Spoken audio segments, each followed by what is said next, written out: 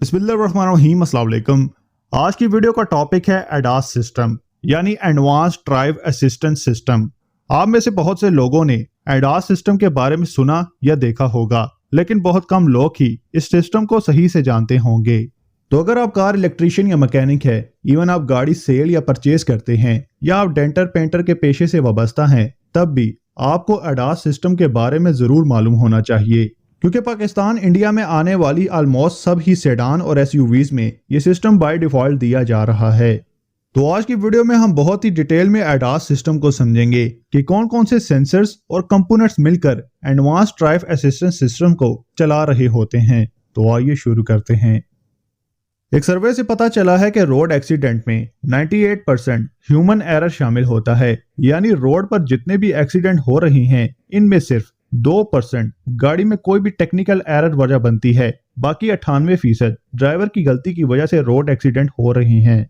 अब इस human error percentage को कम करने के लिए कार में एडवांस ड्राइव असिस्टेंट सिस्टम यानी एडास सिस्टम इंट्रोड्यूस करवाया गया है। एडास सिस्टम कार में एक तरह से सेफ्टी फीचर की तरह काम करता है, जो कि रोड एक्सीडेंट के चांसेस को मिनिमम करता है। तो एडास सिस्टम में हम सबसे पहले लेन कीप असिस्ट को डिस्कस करेंगे कि ये कैसे काम करता है। लेन कीप असिस्ट सिस्टम गाड़ी में ऑटोमेटिकली तब एक्टिव हो जाता है जब गाड़ी की speed 60 kilometre per hour achieve कर लेती है। लेन कीप असिस्ट गाड़ी के आगे लगे रडार और कैमरा की मदद से रोड पर लगी इन लाइंस को रीड कर लेता है और गाड़ी को इन लाइंस के बीच रहने पर फोर्स करता है। यानी गाड़ी चलाते वक्त अगर ड्राइवर की नींद पूरी नहीं है या फोन और म्यूजिक चेंज करते वक्त गाड़ी लेन से बाहर होने लगती है, तब lane keep assist system steering को थोड़ा सा हार्ड करेगा और कुछ गाड़ियों में स्टीयरिंग में वाइब्रेशन भी देगा, इसके साथ अलार्म भी देगा ताकि ड्राइवर फिर से एक्टिव हो जाए और ऐसे रोड एक्सीडेंट के चांसेस काफी कम हो जाते हैं। लेन कीप असिस्ट सिस्टम को ऑफ भी किया जा सकता है। इसके अलावा लेन कीप असिस्ट सिस्टम का यह हरगिज मतलब नहीं कि आप स्टीयरिंग व्हील को छोड़ दें और गाड़ी चलती रहेगी लाइन में। ये बस आपको वार्निंग देगा कार लाइन से अगर बाहर जा रही है। लेन कीप असिस्ट उस रोड पर भी काम करता है जहां ये लाइंस विजिबल नहीं होती, या रात के वक्त धुंध और बारिश में भी ये सिस्टम रेडार के जरिए रोड को रीड कर लेगा और प्रॉपरली काम करेगा। इससे आगे एडास सिस्टम में फॉरवर्ड कोलिजन वार्निंग को डिस्कस करते हैं। फॉरवर्ड कोलिजन वार्निंग सिस्टम कुछ ऐसे काम करता है कि आप हाईवे पर चल रहे हैं 60-70 की स्पीड पर, और अगर आगे गाड़ी के सामने कोई और ऑब्जेक्ट जैसे कि कोई और गाड़ी आ जाए, तो ये कार पहले से ही आपको वार्निंग देने लगेगी कि आगे कोई ऑब्जेक्ट है इतने डिस्टेंस पर। और अगर आप अगली गाड़ी को चेस करते हुए उसके बहुत ज्यादा करीब चले जाते हैं, तब भी गाड़ी ऑटो ब्रेक करेगी और कोलिजन होने के चांसेस मिनिमम हो जाएंगे। फॉरवर्ड कोलिजन वार्निंग की सेंसिटिविटी आप अपने हिसाब से कम ज्यादा सेट कर सकते हैं कि अगली गाड़ी आपसे कितनी दूर है, तब ये आपको वार्निंग देना शुरू करे, और ये सारा काम गाड़ी के आगे लगे कैमरा और रडार की मदद से हो रहा होता है। नेक्स्ट है adaptive cruise control. Cruise control के बारे में तो आपने सुना होगा, लेकिन एडेप्टिव क्रूज कंट्रोल क्या बला है वो डिस्कस कर लेते हैं।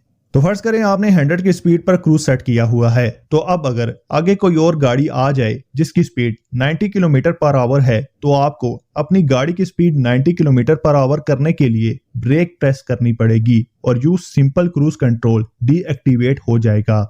लेकिन adaptive cruise control simple cruise control से 3-4 स्टेप ऊपर होता है। एडेप्टिव क्रूज कंट्रोल सिस्टम में रेडार की मदद से रोड की क्या कंडीशन है आगे, यानी आगे रोड तंग है, ढलान है, रश है, इन सब कंडीशंस के अकॉर्डिंग एडेप्टिव क्रूज कंट्रोल पहले से ही अपनी स्पीड कम ज्यादा करता रहता है, उस स्पीड लिमिट के अंदर रहते हुए जो आपने सेट की हुई होती है।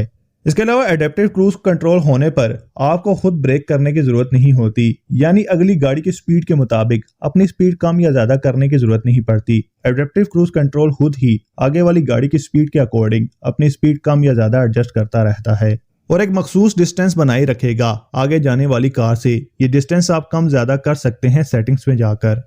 एडास में एक और बहुत कमाल का फीचर ये भी है कि ये रोड साइंस को भी रीड करता रहता है, जैसे कि LTV, HTV speed science, up hill, down hill, या आगे टोल प्लाजा आ रहा है, तो ये इन सब साइंस को रीड करके गाड़ी के क्लस्टर मीटर में दिखाता रहता है और ड्राइवर की रहनुमाई करता रहता है। एडास में शामिल एक और बेहतरीन फीचर ऑटोमेटिक इमरजेंसी ब्रेकिंग की बात कर लेते हैं। Automatic emergency braking system mainly slow speed पर काम कर रहा होता है, 30-40 की स्पीड पर या इससे भी कम। जैसे कि गाड़ी के सामने अचानक कोई आ जाए या कोई तेजी से गाड़ी के सामने से गुजरने लगे यानी टेक ओवर करने लगे, तो यह ऑटोमेटिक ब्रेक करेगा। इसी तरह अगर गाड़ी 100 की स्पीड पर है तब यह गाड़ी को बिल्कुल स्टॉप नहीं करेगा, लेकिन उसकी स्पीड 60-50 पर ले आएगा। ऑटोमेटिक ब्रेकिंग सिस्टम काफी यूजफुल होता है किसी भी हादसे या क्लूएन से बचने के लिए, क्योंकि ह्यूमन का रिस्पांस टाइम स्लो होता है मशीन के रिस्पांस टाइम से। ऑटोमेटिक ब्रेकिंग सिस्टम की सेंसिटिविटी को आप लो, नॉर्मल या हाई कर सकते हैं, यानी ऑब्जेक्ट कितना दूर हो तब ऑटो ब्रेक अप्लाई हो, ये सब आप अपनी मर्जी से सेट कर सकते हैं। तो ये था एडवांस ड्राइव असिस्टेंस सिस्टम। इस सिस्टम में आप अपनी मर्जी से जो चाहे ऑन ऑफ कर सकते हैं, जैसे lane keep assist, adaptive cruise control और ऑटो ब्रेकिंग सिस्टम।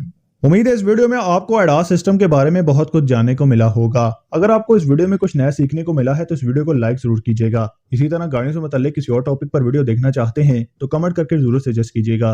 मिलते हैं एक नई वीडियो में, तब तक के लिए अल्लाह हाफिज।